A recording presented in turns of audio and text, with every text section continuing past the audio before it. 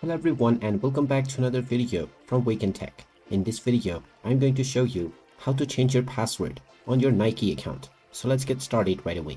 First of all, open up your web browser and then in the address bar type in nike.com and press enter. You will now be taken into the official Nike website. Now if you haven't logged into your account already, click on the login button at the top right corner and proceed forward with your email address and your password.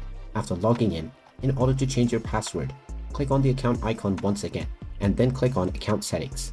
Now within this page, you will see your email address as well as your password.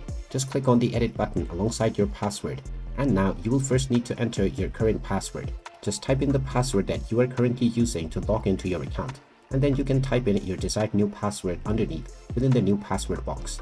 After typing in this password, type it in once again for confirmation, and once you enter your old as well as your new password twice, click on the save button.